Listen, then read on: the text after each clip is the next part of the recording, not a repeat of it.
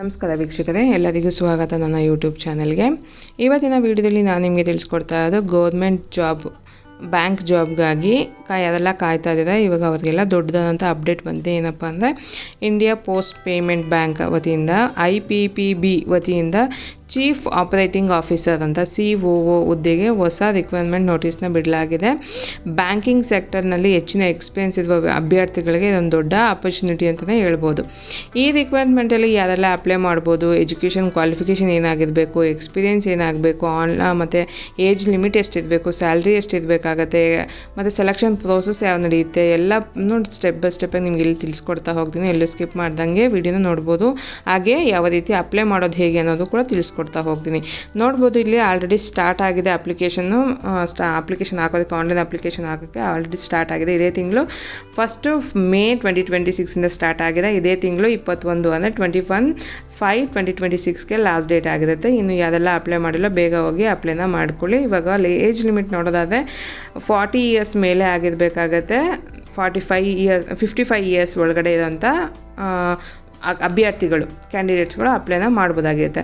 40 ವರ್ಷದ ಒಳಗಡೆ ಮೇಲೆ ಇರೋವಂಥವ್ರು, 55 ವರ್ಷ ಕೆಳಗಡೆ ಇರೋವಂಥ ವ್ಯಕ್ತಿಗಳು, ಅಭ್ಯರ್ಥಿಗಳು ಅಪ್ಲೈನ ಮಾಡ್ಬೋದಾಗಿರುತ್ತೆ. ನೋಡೋದಲ್ಲ, ಇದಕ್ಕೆ ಅಪ್ಲೈ ಮಾಡೋದಕ್ಕೆ ಡಿಗ್ರಿ ಆಗಬೇಕು. ಎನಿ ಡಿಗ್ರಿ ಆಗಿರೋ ಪರವಾಗಿಲ್ಲ, ಡಿಗ್ರಿ ಆಗಿರೋವಂಥವ್ರು ಅಪ್ಲೈನ ಮಾಡ್ಬೋದಾಗಿರುತ್ತೆ. ಡಬಲ್ ಡಿಗ್ರಿ ಆಗಿರೋಂಥ ಅಭ್ಯರ್ಥಿಗಳು ಅಪ್ಲೈನ ಮಾಡ್ಬೋದಾಗಿರುತ್ತೆ. ಇದರಲ್ಲಿ ಈ ನೋಟಿಫಿಕೇಷನಲ್ಲಿ ಪ್ರತಿಯೊಂದು ಡೀಟೇಲ್ಸ್ನು ಕೊಡಲಾಗಿದೆ. ಏನೆಲ್ಲ ಮಾಹಿತಿನ ಫಸ್ಟಾಗಿ ಏನೆಲ್ಲ ಬೇಕಾಗಿದೆ, ಏಜ್ ಲಿಮಿಟು ಮತ್ತು ಕ್ವಾಲಿಫಿಕೇಷನ್ ತಿಳಿಸ್ಕೊಟ್ಟಿದ್ದೀನಿ. ಯಾವ ರೀತಿ ಎಕ್ಸ್ಪೀರಿಯೆನ್ಸು ಅಷ್ಟೇ ನಿಮಗೆ ಒಂದು 10 ರಿಂದ 18 ವರ್ಷ ಎಕ್ಸ್ಪೀರಿಯೆನ್ಸ್ ಇರೋವಂಥ ಅಭ್ಯರ್ಥಿಗಳು, ಬ್ಯಾಂಕಿಂಗಲ್ಲಾಗಿರ್ಬೋದು, ಇಲ್ಲಾಂದರೆ ಯಾವುದಾದ್ರೂ ಫೈನಾನ್ಷಿಯಲ್ ಇನ್ಸ್ಟಿಟ್ಯೂಟಲ್ಲಿ ಏನಾದರೂ ಕೆಲಸ ಮಾಡಿ ನಿಮಗೆ ಎಕ್ಸ್ಪೀರಿಯೆನ್ಸ್ ಆಗಿದೆ, ಸೀನಿಯರ್ ಲೆವೆಲಲ್ಲಿ ಎಕ್ಸ್ಪೀರಿಯೆನ್ಸ್ ಆಗಿದೆ ಅಂಥದ್ದು ಕೂಡ ಇದಕ್ಕೆ ಅಪ್ಲೈನ ಮಾಡೋವಂಥದ್ದಾಗಿದೆ. ಇವಾಗ ಬನ್ನಿ ಯಾವ ರೀತಿ ಅಪ್ಲೈ ಮಾಡೋದು ಅನ್ನೋದನ್ನ ತಿಳಿಸ್ಕೊಡ್ತೀನಿ. ಇವಾಗ ನೋಡ್ತಾ ಇರಲ್ಲ, ಈ ಬ್ಯಾಂಕ್ ಲಿಂಕ್ನ ನಾನು ಡೈರೆಕ್ಟಾಗಿ ಡಿಸ್ಕ್ರಿಪ್ಷನಲ್ಲಿ ಕೊಟ್ಟಿರ್ತೀನಿ. ಈ ವೆಬ್ಸೈಟ್ ಲಿಂಕ್ನ ಹೋಗಿ ಕ್ಲಿಕ್ನ ಮಾಡಿದ್ರೆ ನಿಮಗೆ ಇಲ್ಲಿ ಲಾಗಿನ್ ಆಗೋ ಪೇಜು ಓಪನ್ ಆಗುತ್ತೆ. ಇಲ್ಲಿ ನೋಡ್ತಾ ಇಲ್ಲ, ಇಲ್ಲಿ ಯಾವ ಲಾಸ್ಟ್ ಡೇಟ್ ಅನ್ನೋ ಯಾವುದು ಅನ್ನೋದು ಕೂಡ ಇಲ್ಲಿ ತಿಳಿಸ್ಲಾಗಿದೆ. ಈ ಕಡೆ ಹೌ ಟು ಅಪ್ಲೈ ಅನ್ನೋದು ಕೂಡ ತಿಳಿಸ್ಕೊಡ್ಲಾದ. ಅದ್ರ ಮೇಲೆ ಕ್ಲಿಕ್ನ ಮಾಡಿ ಯಾವ ರೀತಿ ಅಪ್ಲೈ ಮಾಡೋದನ್ನು ನೋಡ್ಬೋದು. ಇಲ್ಲಿ ಮೇಲ್ಗಡೆ ಫಸ್ಟು ಲಾಗಿನ್ ಆಗೋದಕ್ಕೆ ರಿಜಿಸ್ಟರ್ ಮಾಡ್ಕೋಬೇಕು. ರಿಜಿಸ್ಟರ್ ಮೇಲೆ ಕ್ಲಿಕ್ನ ಮಾಡಿ, ಕ್ಲಿಕ್ ಆಗಿದ ತಕ್ಷಣ ನಿಮಗೆ ನೆಕ್ಸ್ಟ್ ಪೇಜ್ ಓಪನ್ ಆಗುತ್ತೆ. ಇಲ್ಲಿ ರಿಜಿಸ್ಟ್ರೇಷನ್ ಪೇಜು, ಇಲ್ಲಿ 6 ಸ್ಟೆಪ್ ನೋಡ್ಬೋದು. ಇಲ್ಲಿ 6 ಸ್ಟೆಪ್ನ ನೋಡ್ತಾ ಇರ್ಬೋದು. ಈ 6 ಸ್ಟೆಪ್ನ ಕೂಡ ನೀವು ಫಿಲ್ ಮಾಡ್ಕೋಬೇಕಾಗತ್ತೆ.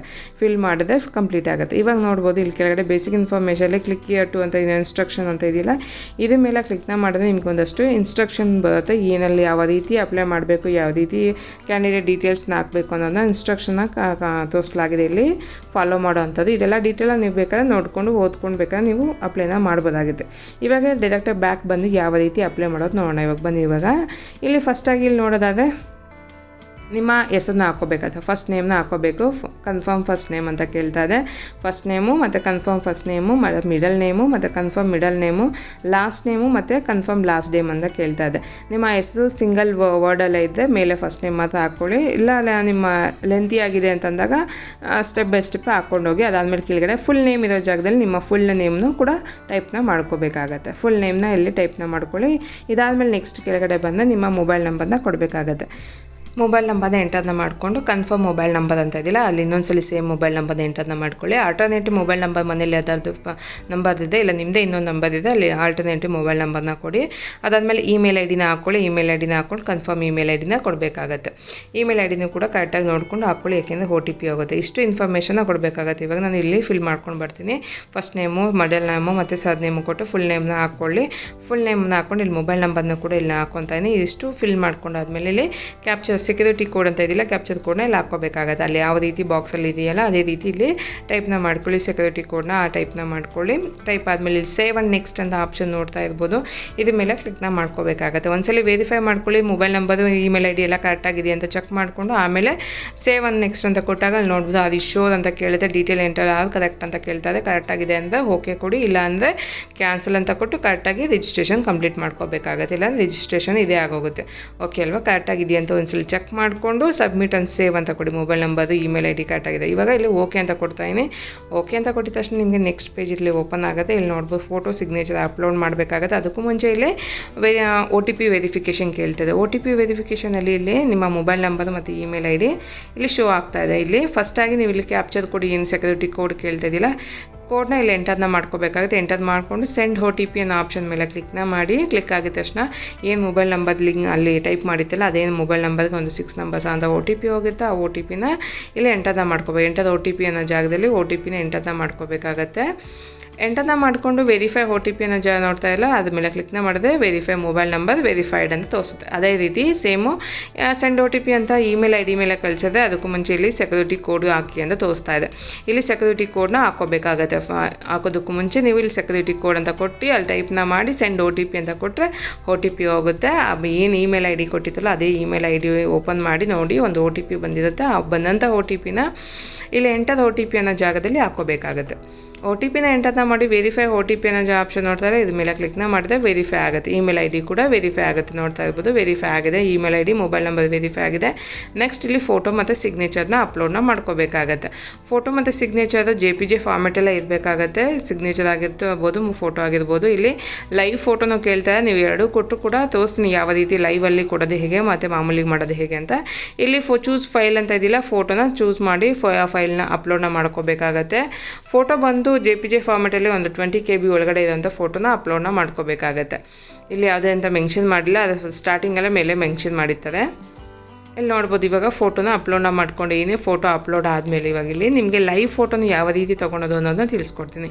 ಇಲ್ಲಿ ಕೆಳಗಡೆ ಸ್ಕ್ಯಾನರ್ ನೋಡ್ತಾ ಇರ್ಬೋದು. ಇವಾಗ ಇಲ್ಲಿ ಈ ಸ್ಕ್ಯಾನರ್ ಮೇಲೆ ಕ್ಲಿಕ್ ಟು ಸ್ಕ್ಯಾನ್ ಅಂತ ಇದಿಲ್ಲ, ಇದ್ರ ಮೇಲೆ ಕ್ಲಿಕ್ನ ಮಾಡಿದ್ರೆ ನಿಮಗೆ ಸ್ಕ್ಯಾನರ್ ಓಪನ್ ಆಗುತ್ತೆ. ಓಪನ್ ಆಗಿದ ತಕ್ಷಣ ನಿಮ್ಗೆ ಇಲ್ಲಿ ನಿಮ್ಮ ಫೋನ್ ಓಪನ್ ಮಾಡಿ ಗೂಗಲಲ್ಲಿ ಇಲ್ಲಿ ನೋಡ್ತಾ ಇಲ್ಲ, ಇಲ್ಲಿ ಕ್ಯಾಮ್ರಾ ಮೈಕ್ ಪಕ್ಕದಲ್ಲಿ ಕ್ಯಾಮ್ರಾ ಇದಿಲ್ಲ, ಅದನ್ನು ಓಪನ್ ಮಾಡಿ ಇಲ್ಲಿ QR ಕೋಡ್ನ ಸ್ಕ್ಯಾನ್ ಮಾಡಿದ್ರೆ ಅದ್ರ ಮೇಲೆ ಲಿಂಕ್ ಓಪನ್ ಆಗುತ್ತೆ. ಆ ಲಿಂಕ್ ಮೇಲೆ ಕ್ಲಿಕ್ನ ಮಾಡಿ ಕ್ಲಿಕ್ ಆಗಿದ ತಕ್ಷಣ ನಿಮಗೆ ನೆಕ್ಸ್ಟ್ ಪೇಜ್ ಈ ಥರ ಓಪನ್ ಆಗುತ್ತೆ. ನಿಮ್ಮ ಮೊಬೈಲಲ್ಲಿ ಈ ಥರ ಓಪನ್ ಆಗುತ್ತೆ. ಇಲ್ಲಿ ಇದೇನು ಕಾಣ್ತಿದೆ ಕ್ಯಾಪ್ಚರ್ ಫೋಟೋ ಅಂತಿದೆ, ಅದ್ರ ಮೇಲೆ ಕೊಟ್ಟು ಹಲೋ ಕೊಡಿ. ಹಲೋ ಆದಮೇಲೆ ಇಲ್ಲಿ ನಿಮ್ಮ ಫೇಸ್ನ ಟರ್ನ್ ಓವರ್ ಮಾಡ್ಕೊಳ್ಳಿ. ನಿಮ್ಮ ಮುಂದಕ್ಕೆ ಕ್ಯಾಮ್ರಾ ಫ್ರಂಟ್ ಕ್ಯಾಮ್ರಾ ಆನ್ ಮಾಡಿಕೊಂಡು ಇಲ್ಲಿ ನೋಡ್ಬೋದು ನೀಟಾಗಿ ಬ್ಯಾಕ್ಗ್ರೌಂಡ್ ವೈಟ್ ಆಗಿರ್ಬೋದು.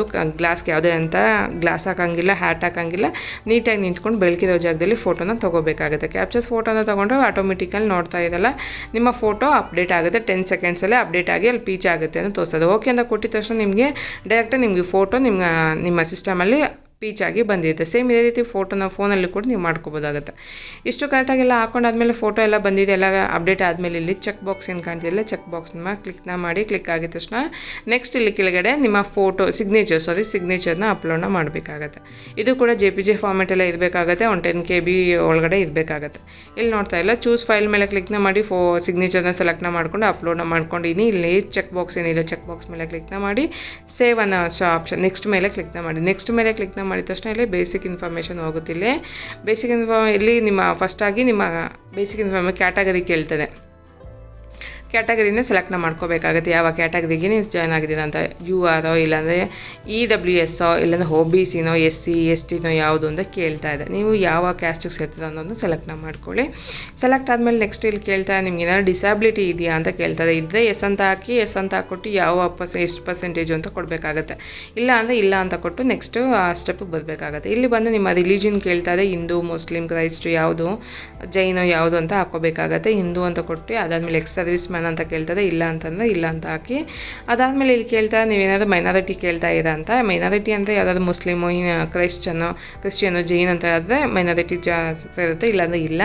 ಅದಾದಮೇಲೆ ಇಲ್ಲಿ ಕೇಳ್ತಾ ನಿಮ್ಮ ಆಧಾರ್ ಕಾರ್ಡ್ ವೆರಿಫಿಕೇಷನ್ನ ಕೇಳ್ತಾ ಇದೆ. ಇಲ್ಲಿ ಎಸ್ ಆರ್ ನೋ ಅಂತ ಎಸ್ ಅಂತ ಕೊಡಿ. ನಿಮ್ಮ ಆಧಾರ್ ಕಾರ್ಡ್ ನಂಬರ್ನ ಅಲ್ಲ ಎಂಟರ್ನ ಮಾಡ್ಕೋಬೇಕಾಗತ್ತೆ. ನಿಮ್ಮ ಆಧಾರ್ ಕಾರ್ಡ್ ನಂಬರು ಮತ್ತು ಪಾನ್ ನಂಬರ್ನ ಈ ಕಡೆ ಸೈಡೆಲ್ಲ ಎಂಟರ್ನ ಮಾಡಿ. ಎಂಟರ್ ಆದಮೇಲೆ ನೆಕ್ಸ್ಟ್ ನಿಮ್ಮ ನ್ಯಾಷನಾಲಿಟಿ ಕೇಳುತ್ತೆ, ನ್ಯಾಷನಾಲಿಟಿ ಎಂಟರ್ನ ಮಾಡ್ಕೊಳ್ಳಿ. ಸೆಲೆಕ್ಟ್ ಆದಮೇಲೆ ಇಲ್ಲಿ ಕೆಳಗಡೆ ಪರ್ಸ್ನಲ್ ಡೀಟೇಲಲ್ಲಿ ನಿಮ್ಮ ಡೇಟ್ ಆಫ್ ಬರ್ತ್ನ ಹಾಕೋಬೇಕಾಗುತ್ತೆ. ಡೇಟ್ ಆಫ್ ಬರ್ತ್ ಬಂದು ಏಜ್ ನೋಡ್ತಾ ಇಲ್ಲ, ಆ ಏಜ್ಗೆ ನಿಮಗೆ 40 ಇಯರ್ಸ್ ಮೇಲೆ ಆಗಿರಬೇಕು, ಕ್ರಾಸ್ ಆಗಿರಬೇಕು. ಇಲ್ಲಾಂದರೆ ಆಗಲ್ಲ. ಆ ಡೇಟ್ ಏನು ತೋರಿಸ್ತಾ ಇದ್ದಿಲ್ಲ, 1/4/2026 ಅಂತ ಆ ಡೇಟ್ಗೆ ನಿಮಗೆ 40 ವರ್ಷ ಆಗಿರಬೇಕಾಗಿರುತ್ತೆ. 29 ಕಂಪ್ಲೀಟಾಗಿ 40 ಇಯರ್ಸ್ಗೆ ಬಿದ್ದಿದ್ದು ಪರವಾಗಿಲ್ಲ, ಇಲ್ಲ ಅದಕ್ಕೂ ಜಾಸ್ತಿ ಆಗಿದ್ದು ಪರವಾಗಿಲ್ಲ, 55 ಒಳಗಡೆ ಇರಬೇಕಾಗತ್ತೆ. ಹಾಕೊಂಡಾದ್ಮೇಲೆ ಇಲ್ಲಿ ನೋಡ್ತಾ ಇರ್ಬೋದು ನೆಕ್ಸ್ಟು ಮೇಲೋ ಫೀಮೇಲೋ ಹಾಕೋಬೇಕು. ನಿಮಗೆ ಸಿಸ್ಟರ್ಸ್ ಇದ್ದಾರಾ, ಬ್ರದರ್ ಸಿಸ್ಟರ್ ಇದ್ದಾರಾ ಅಂತ ಕೇಳ್ತಾ ಇದೆ, ಟ್ವಿನ್ಸ್ ಇದ್ದಾರಾ ಅಂತ ಕೇಳ್ತಾ ಇದೆ. ಇದೇ ಹಾಕ್ಕೊಳ್ಳಿ. ಆಮೇಲೆ ಮೆರಿಟಲ್ ಸ್ಟೇಟಸ್ ಕೇಳ್ತಾರೆ, ಮದುವೆ ಆಗಿದೆಯೋ ಇಲ್ಲೋ ಅಂತ. ಮದುವೆ ಆಗಿದೆ ಮೆರಿಟಲ್ ಮ್ಯಾರಿಡ್ ಅಂತ ಹಾಕ್ಕೊಳ್ಳಿ. ಆಮೇಲೆ father name, mother name, spouse ನೇಮನ್ನ ಕೇಳ್ತಾ ಇದೆ. ಮದುವೆ ಆಗಿದೆ ಅಂತ ಸೆಲೆಕ್ಟ್ ಮಾಡಿದ್ರೆ ಸ್ಪೌಸ್ ನೇಮ್ನ ಕೊಡಿ. ತಂದೆ ತಾಯಿ ಹೆಸರನ್ನ ಹಾಕ್ಕೋಬೇಕಾಗತ್ತೆ. ಇಷ್ಟು ಹಾಕ್ಕೊಂಡಿದ್ದೆಲ್ಲ ಆದಮೇಲೆ ನಿಮ್ಮ ಅಡ್ರೆಸ್ ಅಡ್ರೆಸ್ನ ಇಲ್ಲಿ ಕೇಳ್ತಾ ಇದೆ.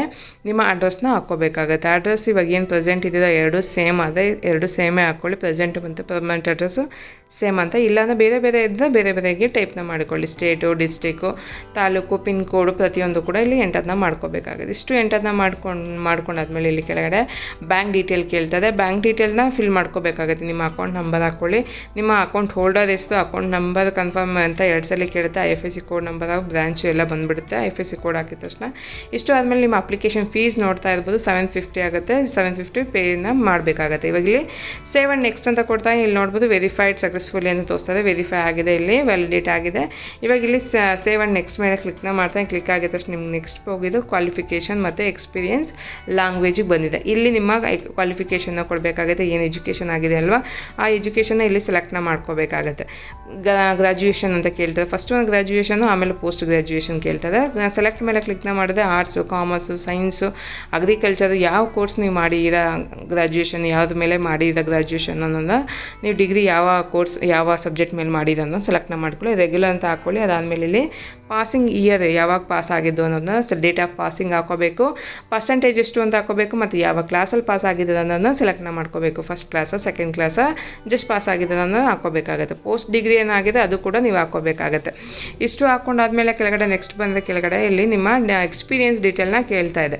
ಎಕ್ಸ್ಪೀರಿಯನ್ಸ್ ಡೀಟೇಲು ಅಷ್ಟೇ ನಿಮಗೆ 10 ವರ್ಷ ಎಕ್ಸ್ಪೀರಿಯನ್ಸ್ ಆಗಿರಬೇಕಾಗತ್ತೆ. ಯಾವುದಾದ್ರು ಬ್ಯಾಂಕಲ್ಲಿ ಬ್ಯಾಂಕಿಂಗ್ ಸೆಕ್ಟರಲ್ಲಿ ಆಗಿರ್ಬೋದು, ಇಲ್ಲ ಫೈನಾನ್ಷಿಯಲ್ ಇನ್ಸ್ಟಿಟ್ಯೂಟಲ್ಲಿ ಆಗಿರ್ಬೋದು, ಎಲ್ಲ ಎಕ್ಸ್ಪೀರಿಯನ್ಸ್ ಇದೆ. ಇಲ್ಲಿ ಎಸ್ ಆರ್ ನೋ ಆಪ್ಷನ್ಸ್ ಇದೆ. ಇದೆಲ್ಲ ನೋಡ್ಕೊಂಡು ನೀವು ನಿಮ್ಮ ಎಕ್ಸ್ಪೀರಿಯನ್ಸ್ ಪ್ರಕಾರ ಇಲ್ಲಿ ಸೆಲೆಕ್ಟ್ನ ಮಾಡ್ಕೋಬೇಕಾಗತ್ತೆ. ಎಲ್ಲ ಸೆಲೆಕ್ಟ್ನ ಮಾಡಿಕೊಂಡು ಇದೆಲ್ಲ ಕರೆಕ್ಟಾಗಿ ಇದೆಲ್ಲ ಚೆಕ್ ಮಾಡ್ಕೊಂಡು ಒಂದ್ಸಲಿ ಕೆಳಗಡೆ ನೆಕ್ಸ್ಟ್ ಪೇಜಿಗೆ ಬರಬೇಕಾಗತ್ತೆ. ಇಲ್ಲಿ ಯಾವ ಬ್ಯಾಂಕಿಂಗಲ್ಲಿ ಎಷ್ಟು ವರ್ಷ ಕೆಲಸ ಮಾಡಿದ್ದೀರಾ ಅನ್ನೋದನ್ನ ಇಲ್ಲಿ ಹಾಕ್ಕೋಬೇಕಾಗತ್ತೆ. ಎಷ್ಟು ವರ್ಷ ಕೆಲಸ ಮಾಡಿದ್ದೀರಾ, ಯಾವ ಬ್ಯಾಂಕಲ್ಲಿ ಕೆಲಸ ಮಾಡಿದ್ದೀರಾ ಅನ್ನೋ ಡೀಟೇಲ್ಸ್ನ ಇಲ್ಲಿ ಫಿಲ್ ಮಾಡಬೇಕಾಗತ್ತೆ. ಒಂದಕ್ಕಿಂತ ಹೆಚ್ಚಾಗಿ ಮಾಡಿದರೆ ಹ್ಯಾಡ್ ಮೋರ್ ಅಂತ ಕೊಟ್ಟು ನೀವು ಸೆಲೆಕ್ಟ್ನ ಮಾಡ್ಕೊಂಡು ಹಾಕ್ಕೊಂಡು ಹೋಗ್ಬೋದು. ನಾನು ಇಲ್ಲಿ ಯಾವುದೇ ಇಲ್ಲ, ನಾನು ಜಸ್ಟ್ ತೋರಿಸ್ತಾ ಇದ್ದೀನಿ, ಯಾವುದೂ ತೋರಿಸ್ತಾ ಇಲ್ಲ ಇಲ್ಲಿ. ಇದಾದಮೇಲೆ ಇಲ್ಲಿ ಲ್ಯಾಂಗ್ವೇಜ್ ಕೇಳ್ತಾ ನಿಮ್ಮ ಲ್ಯಾಂಗ್ವೇಜ್ನ ಹಾಕ್ಕೋಬೇಕಾಗತ್ತೆ. ಇಲ್ಲಿ ನೋಡಿ ಕನ್ನಡ ಅಂತ ಟೈಪ್ನ ಮಾಡಿಕೊಂಡು ಇಲ್ಲಿ ರೀಡಿಂಗು ಬರುತ್ತೆ, ಚೆಕ್ ಅದನ್ನ ಎಸ್ ಅಂತ ಕೊಡ್ತಾನೆ. ರೀಡಿಂಗು, ರೈಟಿಂಗು, ಸ್ಪೀಕಿಂಗ್ ಬರುತ್ತೆ. ಅದೇ ರೀತಿ ಹಿಂದಿ ಅಷ್ಟೇ ರೈಟಿಂಗು, ಸ್ಪೀಕಿಂಗು, ರೀಡಿಂಗು ಕೂಡ ಬರುತ್ತೆ ಅಂತ ಹಾಕ್ಕೊತಾ ಇದೀನಿ. ಇಲ್ಲಿ ರೈಟಿಂಗ್ ಬರೋದಿಲ್ಲ ಅಂದರೆ ಅದನ್ನ ಟಿಕ್ ಮಾರ್ಕ್ ಆಗ್ತಾಯಿಲ್ಲ. ಅದೇ ರೀತಿ ಇಲ್ಲಿ ಲಾಸ್ಟು ಇಂಗ್ಲೀಷ್ ಅಂತ ಹಾಕ್ಕೊತಾ ಇದೀನಿ. 3 ಲ್ಯಾಂಗ್ವೇಜ್ ಇಂಪಾರ್ಟೆಂಟ್ ಆಗಿರೋದ್ರಿಂದ 3 ಲ್ಯಾಂಗ್ವೇಜ್ ಕೂಡ ಹಾಕ್ಕೊತಾ ಇದೀನಿ. ನೋಡೋದಲ್ಲ, ಇಷ್ಟು ಸೆಲೆಕ್ಟ್ ಆದಮೇಲೆ ನೆಕ್ಸ್ಟ್ ಇಲ್ಲಿ ವೆರಿಫಿಕೇಷನ್ ಅಂತ ಕೇಳ್ತಾ ಇದೆ. ಕೆಳಗಡೆ ವೆರಿಫೈಡ್ ಯುವರ್ ಡೀಟೇಲ್ಸ್ ಅಂತ ಕೇಳ್ತಾ ಇದೆ. ವೆರಿಫೈ ಕೊಡಬೇಕಾಗತ್ತೆ. ವೆರಿಫೈ ಕೊಟ್ಟರೆ ನಿಮಗೆ ನೆಕ್ಸ್ಟ್ ಪೇಜ್ಗೆ ಸೇವ್ ಆ್ಯಂಡ್ ನೆಕ್ಸ್ಟ್ಗೆ ಹೋಗ್ಬೋದು. ಏಕೆಂದರೆ ನಾನಿಲ್ಲಿ ಬ್ಯಾಂಕಿಂಗ್ ಸೆಕ್ಟರ್ ಯಾವುದೂ ಕೂಡ ನಾನು ಆಗದೇ ಇರೋದ್ರಿಂದ ಕಾರಣದಿಂದ ನಾನು ಇಲ್ಲಿ ಯಾವುದೂ ನೆಕ್ಸ್ಟ್ ಸ್ಟೆಪ್ಗೆ ಹೋಗೋಕ್ಕಾಗ್ತಾಯಿಲ್ಲ. ಬ್ಯಾಂಕಿಂಗ್ ಸೆಕ್ಟರ್ ಯಾರಂತೂ ಹಾಕ್ಬಿಟ್ಟು ನೀವು ನೆಕ್ಸ್ಟ್ ಸ್ಟೆಪ್ಗೆ ಹೋಗ್ಬೋದು. ಇಷ್ಟು ಇನ್ಫಾರ್ಮೇಷನ್ ಕೊಟ್ಟು ನೀವು ನೆಕ್ಸ್ಟ್ ಸ್ಟೆಪ್ಗೆ ನೀವು ಆರಾಮಾಗಿ ಪ್ರಿವ್ಯೂ ತೋರಿಸುತ್ತೆ. ಪ್ರಿವ್ಯೂ ಆದಮೇಲೆ ಪೇಮೆಂಟ್ಗೆ ಹೋಗುತ್ತೆ. ಇಷ್ಟೇ ಇರುತ್ತೆ. ಇಷ್ಟು ಮಾಡಿಕೊಂಡು ನಿಮಗೆ ನಿಮ್ಮ ಅಪ್ಲಿಕೇಶನ್ ಸಬ್ಮಿಟ್ ಆಗುತ್ತೆ. ಪೇಮೆಂಟ್ ಮಾಡಿದ್ರೆ ನಿಮ್ಮ ಅಪ್ಲಿಕೇಶನ್ ಸಬ್ಮಿಟ್ ಆಗುತ್ತೆ. ಎಕ್ಸಾಮ್ ಆಗುತ್ತೆ, ಆವಾಗ ಎಕ್ಸಾಮ್ ಬರೀಬೋದಾಗುತ್ತೆ. ನೋಡೋದಲ್ಲ ಯಾವ ರೀತಿ ಅಪ್ಲೈ ಮಾಡೋದು, ಇಂಡಿಯನ್ ಪೋಸ್ಟ್ ಪೇಮೆಂಟ್ ಬ್ಯಾಂಕಿಗೆ ಯಾವ ರೀತಿ ಜಾಬ್ಗೆ ಜಾಯ್ನ್ ಆಗೋದಕ್ಕೆ ಅಪ್ಲಿಕೇಶನ್ ಹಾಕೋದು ಹೇಗೆ ಆನ್ಲೈನಲ್ಲಿ ಅನ್ನೋದನ್ನ ತಿಳಿಸ್ಕೊಟ್ಟಿನಿ. ಈ ವಿಡಿಯೋ ನಿಮಗೆ ಯೂಸ್ಫುಲ್ ಆಯಿತು ಅಂದ್ಕೊಂಡು ಯೂಸ್ ಆಗಿದ್ರೆ ಲೈಕ್ ಮಾಡಿ, ಶೇರ್ ಮಾಡಿ, ಕಮೆಂಟ್ ಮಾಡಿ ತಿಳಿಸಿಗೋಣ ಮತ್ತೊಂದು ಹೊಸ ವಿಡಿಯೋದಲ್ಲಿ. Thank you for watching.